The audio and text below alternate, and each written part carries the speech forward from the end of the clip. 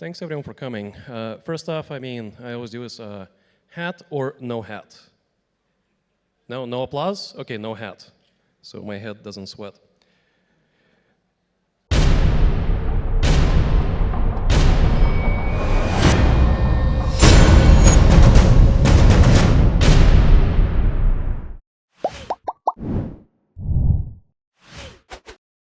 All right, Hello Neighbor 2.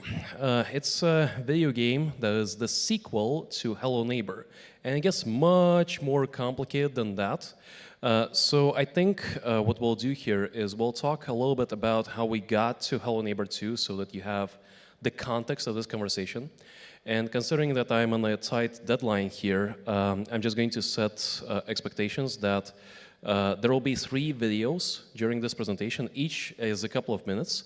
The first one is going to be the announcement trailer for the very original Hello Neighbor, then the announcement trailer for Hello Neighbor 2, and then the release trailer for Hello Neighbor 2. So you kind of get the concept. Now, who is familiar with the video game Hello Neighbor? Can I get a show of hands? All right, so I don't need to over-explain the concept that it's a stealth horror game where you sneak into your creepy neighbor's house because you believe someone is hiding in his basement. Instead, I'll just show you the very original trailer so that we can get an idea of how we got here. Is this gonna work? Okay.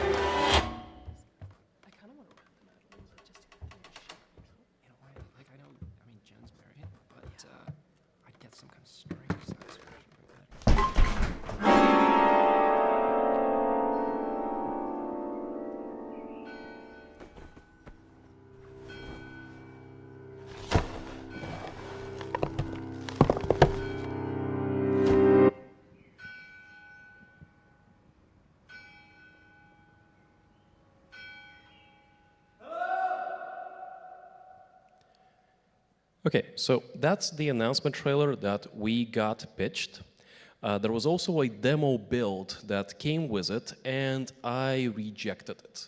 And I was like, who the hell is going to play this? And it was mainly because the game was already on Kickstarter a year prior, and it had failed on Kickstarter.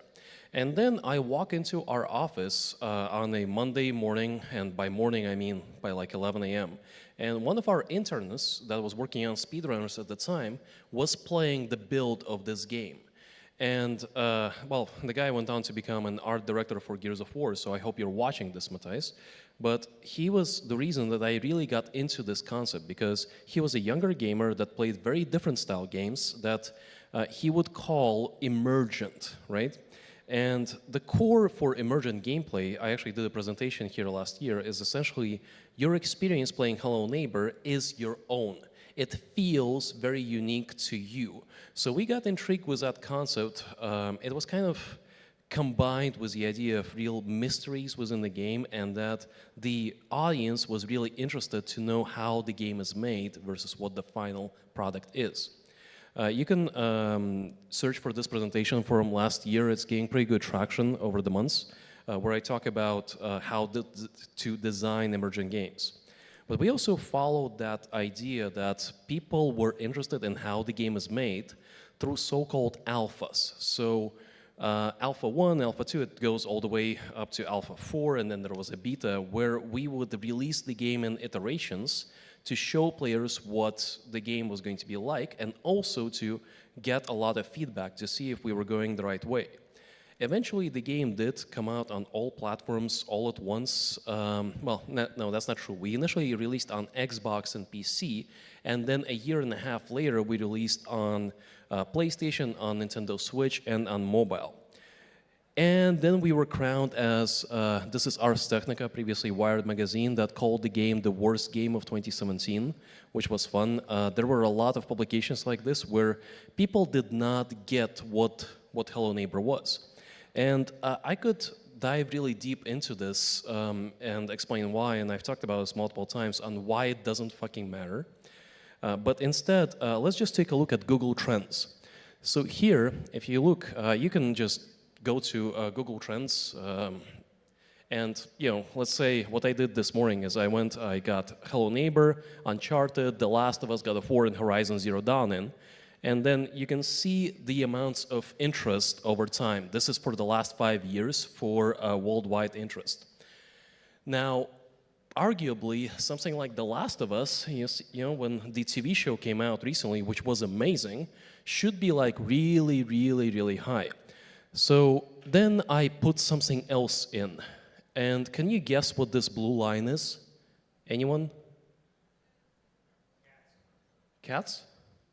No, it's not cats. It's a game. What? This is not Minecraft. This is Minecraft. And this, the blue line, is Roblox. And then when you go and explore this rabbit hole and compare Google Trends for games that are really popular on Steam, like if you were to get Fall Guys in here, Fall Guys goes up until here and then just drops off. Yet games that exist outside of Steam have this trend where for years and sometimes decades, in the example of Minecraft, keep on being super popular. And what we realized is that we are, with Hello Neighbor specifically, we were not a PC Steam game, which makes our investor relations task, because we're now a publicly listed company, extremely difficult, because you release something on Steam and people assume that the Steam data represents your overall revenue chart or your overall engagement. Well, we accidentally stumbled into a whole new audience that we didn't know existed, that exists primarily on consoles, on mobile, and also on PC, but not within the Steam ecosystem. They don't care about installing a Windows launcher, they don't care about installing Origin or something else, but they're not hardcore PC gamers. So then, just to reinforce this point, this is the launch trailer for iOS and Android, and it has 44 million views on our channel. Like, by far, the most popular trailer on our channel is for the mobile version of Hello Neighbor. This kind of sets the stage of how this went down, right? We released an incredibly popular game, and now suddenly a lot of bullet points. I think, yeah, let's just go through them a little bit. So we essentially stumbled upon something extremely special that got us a target audience that we didn't know existed. So we're like, okay, Minecraft, Roblox, Fortnite, all of these games exist outside of Steam. So we knew that we would reach a large audience, not through traditional game channels, game distribution channels, but instead through something else. And at the same time, what we did is, leading up to launch, through the betas, we knew exactly how much engagement we had. So we started development on the prequel, which is Hello Neighbor Hide and Seek, developed by the original team, for a multiplayer spin-off called Secret Neighbor, then for a UGC, user-generated spin-off called, for Stadia, called Hello Engineer, and then also launched the development of a sequel, and after we launched the development of a sequel, we also launched development of VR, of Hello Neighbor VR. So there was a lot of products in the pipeline. Like just the book collection over here, if you search for it on Amazon, it has like 4.5 perfect-ish score, 1,000 reviews, and we sold over 5 million copies of a book based on a video game. We're in the process of developing an animated series, which I will hopefully be able to talk about next year. Then we had the prequel, we had the Secret Neighbor multiplayer spin-off, then we had Hello Engineer, and now we have just recently released Hello Neighbor 2, which we then also followed up with Hello Neighbor Hide and Seek, Search and Rescue, which is the VR version. So if I was to visualize it, it looks kind of like this, with 100 million downloads and everything. And essentially, we use this as a blueprint to build a franchise, right? Some of our other titles are now following a similar formula where if we know that the game is already successful before it comes out, we start to invest into other media or sequels or DLC, etc.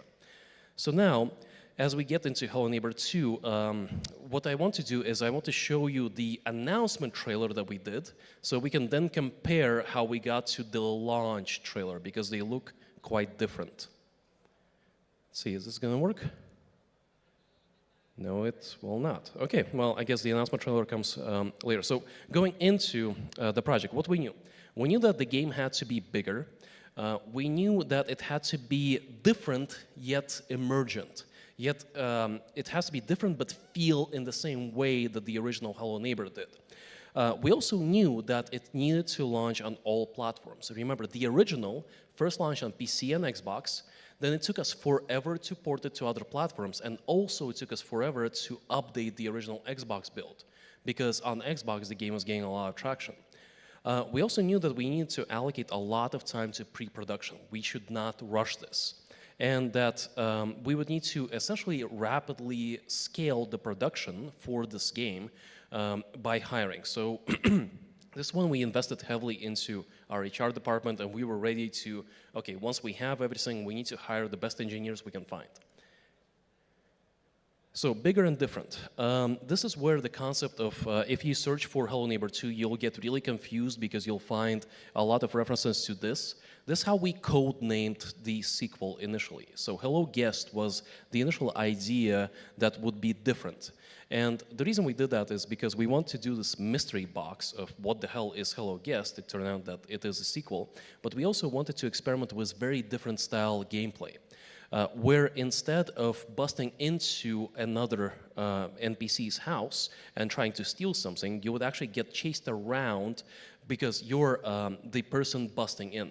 The initial concept was that you have this theme park, and within that theme park, you are a security guard, and you're trying to, get these vandals out from trying to destroy it while being stalked by this mysterious creature.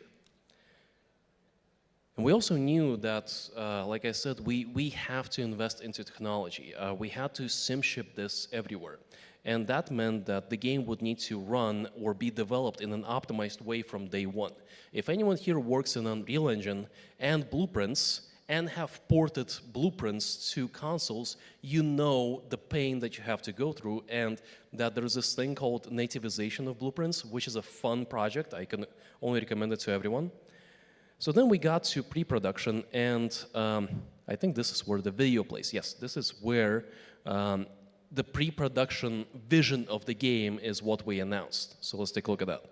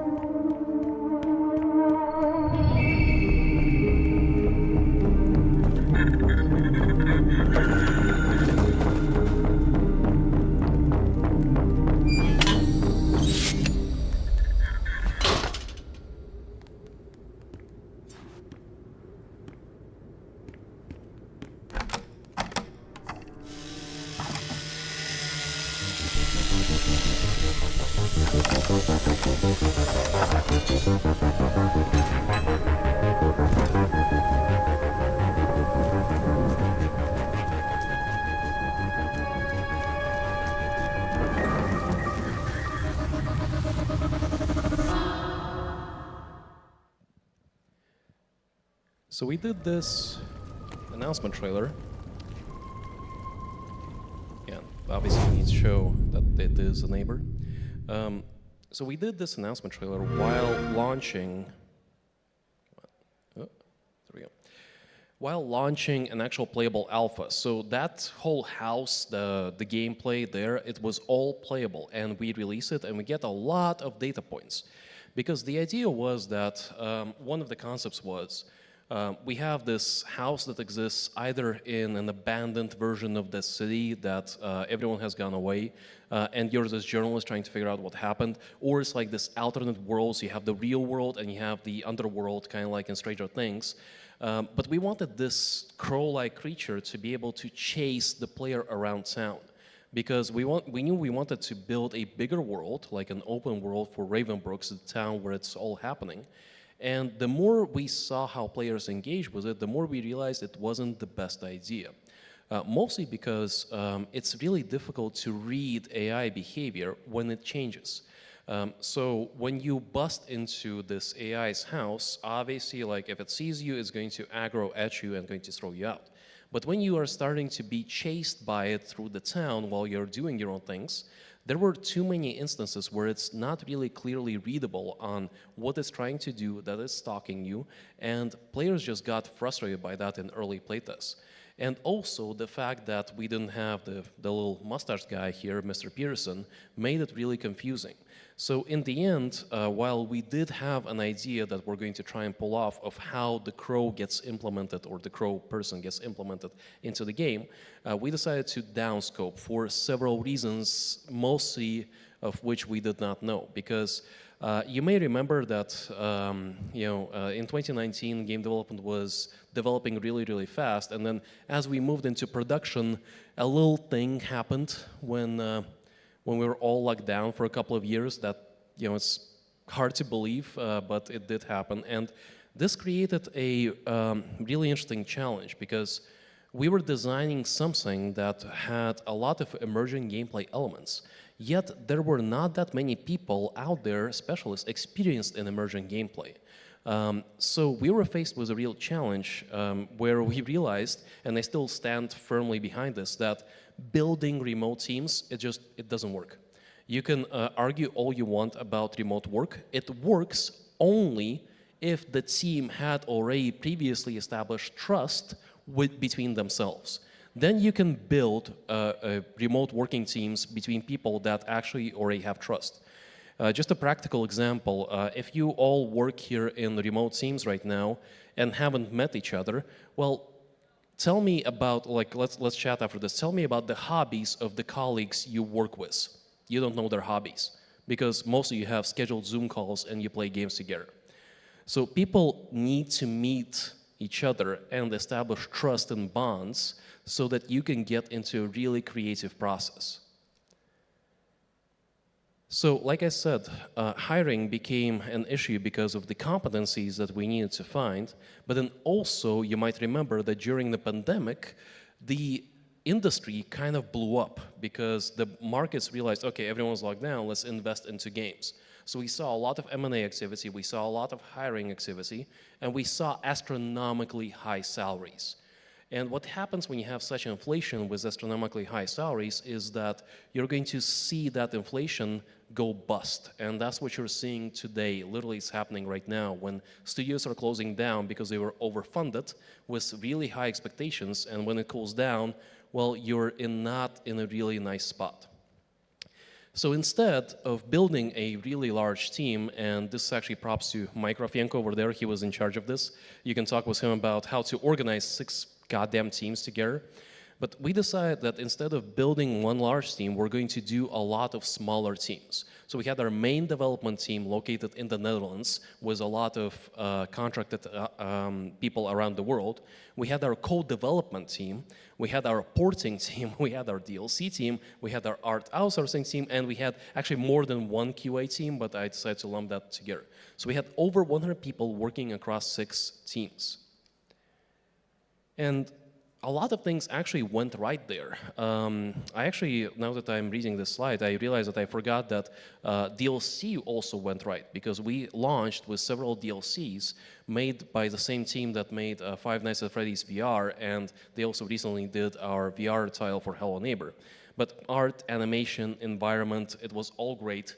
Technical optimization was fantastic, so we had a great tech stack that we could launch on every platform, and the marketing was also really, really good, because the demo that I mentioned, the alpha, was so viral that when we followed it up, everyone was just ecstatic and had really high expectations of the final product. Now, what went wrong? Well, in summary, we kind of disappointed the players because of our marketing. Because initially we announced that, hey, there is this AI crow creature that runs around that you can interact with that then stalks you. That did not end up being in the final game. And it essentially felt like we made players feel like we completely abandoned their expectations. The question is why? Well, the why about this is that we had to make a really difficult choice because we didn't have the resources we thought we would have. So we could either go with what we did on the original Hello Neighbor, was launch on fewer platforms with more content, knowing that the user experience is going to kind of suck. Because the original version, when it launched on Xbox, let's just say it didn't meet our standards, so we had to rapidly patch that out. So it was either we ship less platforms, knowing that the code quality was going to be worse, but we would have a lot more space and time to design and iterate. Or launch with less features and be able to launch it cross-platform with a tech stack that we can then rapidly update. Obviously, we went with a stable stack. And let's see what we actually launched. This is going to be the final video of the presentation. Rated everyone 10 and up.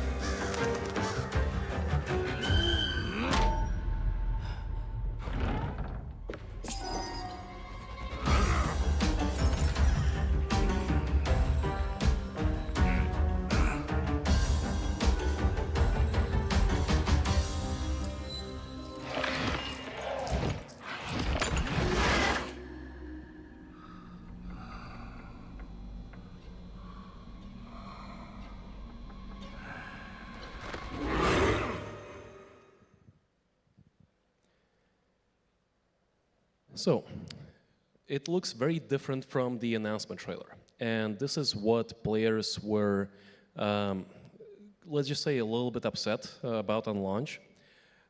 So, how we actually get here? Well, I think one of the main aspects that gets understated in game development in general is mental health. Because what happened here is we were dealing with a fallout of people being locked down for a year and a half, and we had really great specialists that were pushed to their limit when it comes to designing something with really, really high expectations. So we had to downscope. That was, the first part of this, is essentially the fallout of the pandemic and how when things get really, really tense, it's difficult to de-escalate, right? Because people get really passionate, and when you're locked down, let's just say in a practical way, a lot of us will say that, we're introverts, we don't need any social contact, right? I'm just gonna sit here and play games. Well, what happens over time is when you don't have a routine, when you get out of bed, you shave, you change your clothes, you go ahead and get to work, you have a routine. It keeps you sane. It keeps you in this rhythm of life that allows you to be really functional. So when you take that away for a long time, I believe we're going to be seeing a lot of fallout from those 2 years of lockdown going forward, and it especially was visible on this project. And the second, if it wasn't hard enough, in the middle of us shipping all of our builds and being prepared to do certification and whatnot, the war in Ukraine happened, where a lot of our people were in Ukraine and in Russia, and we had to emergency extract everyone we could and essentially tell everyone that, hey, if you're in Russia, you don't have a job with us if you stay there, so move on to Serbia, which was our hub for relocation. So you can imagine how it just kind of stacks up the stakes going forward. And this was in the middle of development. This is like the final stage of development when everything is supposed to come together. I actually did, if you want to listen for me rambling for over an hour of what we did there in English, there is a long podcast with the DICE podcast guys that I talked about there.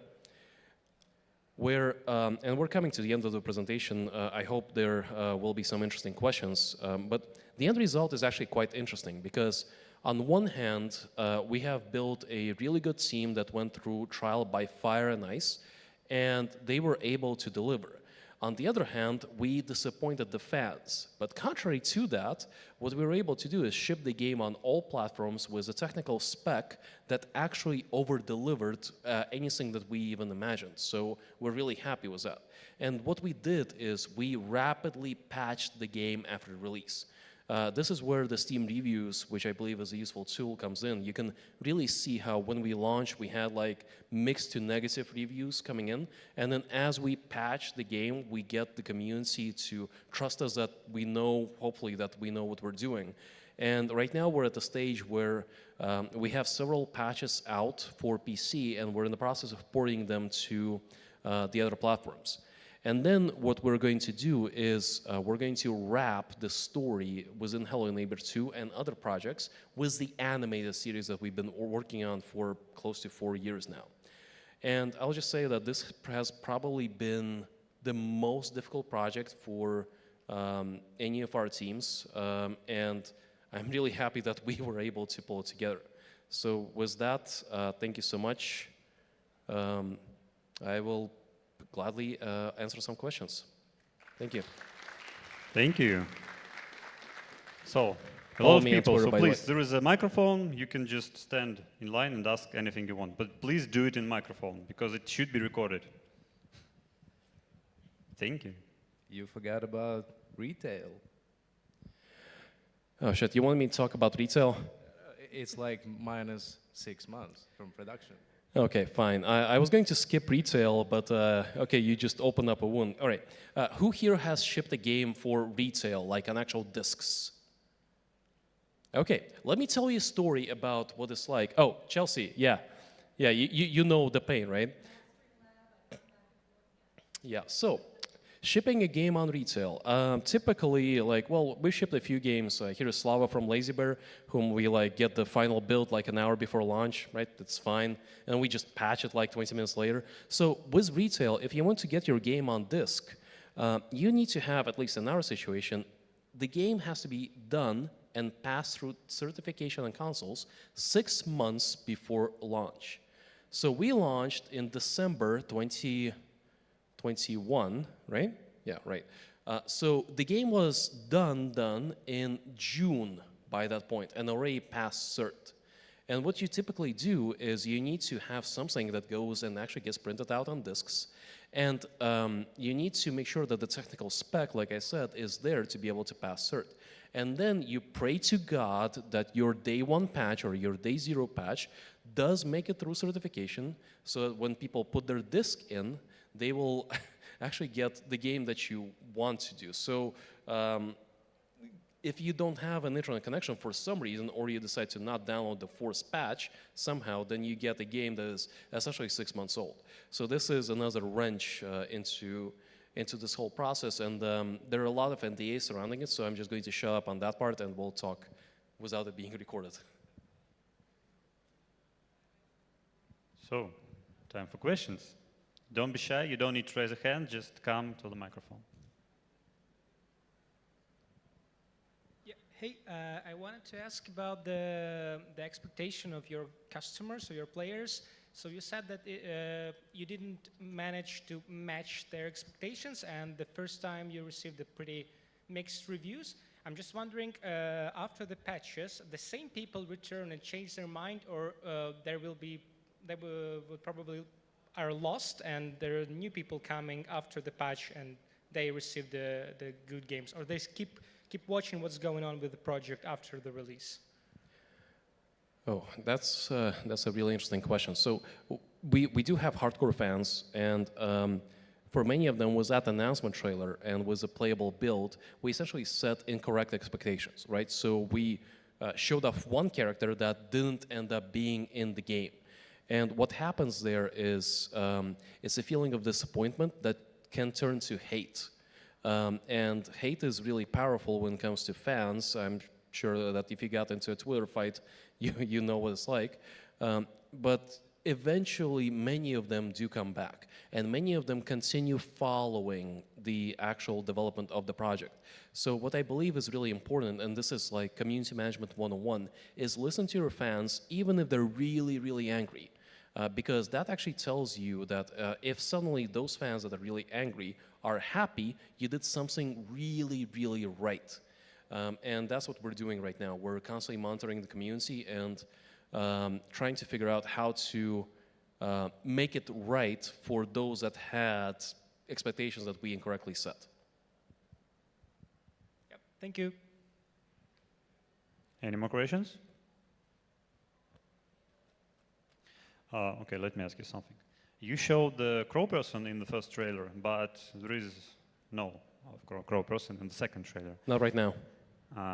But he's in the game, right? Because I didn't play No. it. So, okay. So, and does it worth it to just delete the part of the game that was the center of the trailer for alpha? Like you announced something big and then just there is not. Yeah, that's exactly how players felt. Like I said, in an ideal world, we would be able to deliver the feature of the crow person in the final game. What happened is that we simply had to prioritize, right? So ideally, we would have delivered him, but with everything that was going on, with our 6 months lead time on retail, with the war in Ukraine, with the fallout of the pandemic, we didn't feel like it was fair to push the team to deliver a feature that would require a lot of research and development iteration and also possibly to impact the tech stack, right? When you have everything working, and in a practical example, one of the ways that we wanted to implement the crow was that whenever you're outside and it's dark, then the AI would track your movement and try to essentially fight you, try to prevent you from being able to achieve anything in the game. But that requires a lot of processing power that we didn't have, so we would have to refactor a lot of the code and or not ship on the platforms where our target audience is. Okay, thank you. And you also again did the trick with the alpha, right? Like in the first version. It also worked well because you get some feedback, I guess. And so you continue to do it on the future project. Or it works only like major games, like the second part, and doesn't work to use this technique for like different games like hide and seek and something like that. Yeah, this is something. So we started doing the alphas back in 2016, right, at the end of 2016. And this is one of the reasons I believe that the Steam Next Festival that is actually going on today is around, is because companies like us, we started doing a lot of playables, a lot of essentially glorified demos. And we were telling Valve, like, hey, here are the tools that we need to be able to achieve this. Because I believe the best marketing for any video game is to actually let players play it, right? And we've been doing this a lot. A few years ago, you may have seen games would launch these prologues, essentially free apps on Steam. Then the demo functionality got improved, and then the Steam Festival started to become a thing. So this kind of like approach of doing playables, yes, it's absolutely working. It's just that it's a little bit different because ours lives outside of traditional ecosystems.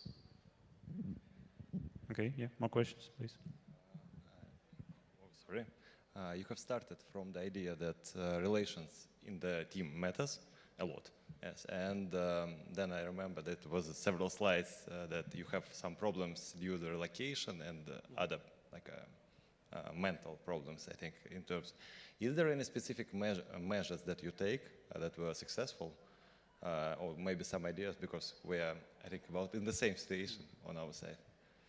So one of the things we realized early on into the pandemic is when you can't do an in-person interview, it's difficult to gauge, like you get a lot of vibes from people, like nonverbal cues, like eye contact or like, shaky hands or whatnot.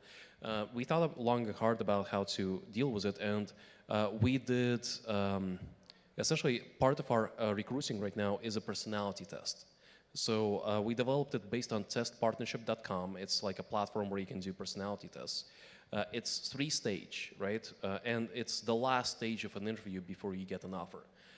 The first stage within that test is a critical thinking test. So essentially, a way to gauge a person's IQ. The second one is like a mini game called Net the Numbers. It's a very simple puzzle just to gauge a person's reaction and whatnot. And essentially all of that is a warm-up to the third stage, which takes like an hour, maybe an hour and a half. It's 300 questions where you're asked the same question like maybe 10, 20 times, just in different ways.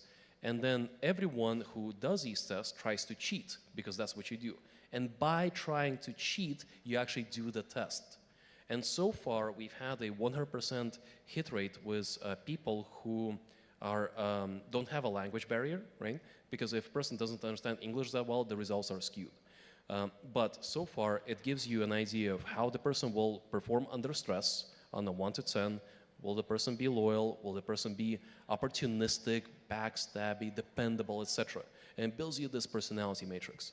And so far, I've been very, very happy with that. And that helped us a lot in hiring. Thank you. Yes, I think we're happy if you can share it, maybe after the meeting itself. Yeah, will do.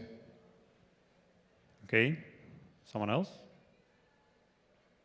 Okay, so one question from me. You showed these graphs, the metrics about the interest of different franchises, and you showed that Last of Us, the big, huge peak, when the TV show starts. Did you think about making a new wave of interest for Hello Neighbor, also releasing some merch on new TV shows or books during the development after announcing of the second part, or it's just a question of resources? Do you have it or not? Yes, so what we want to ultimately do is have games developed in parallel with our animated series. Because what we know is well, games, everyone has had a game delayed, right? That's normal. But in TV production, what I realized is that it's actually much more predictable. It's much more stable, and the pipelines, they have been around for 100 years. Whereas in games, you can argue that we've been around for maybe 50 years, but the pipelines, they change every year. They change really drastically. So you don't have like an established process that you can really rely on. But with, like when we review an episode of the Hello Neighbor anime series, we go, okay, here are the things that are wrong with it. It will take us 4 hours to sit here and analyze it and fix it. And it's a very dependable solution. How often do you go like, oh, this game mechanic doesn't work? In 3 hours, I'll figure it out. You don't. You sit there until 4 a.m. and then go to bed crying. Okay, thank you. So, if there is no questions, I think we'll thank Alex for this great speech. Thank you so much. And please rate this session in Pine. It's very important.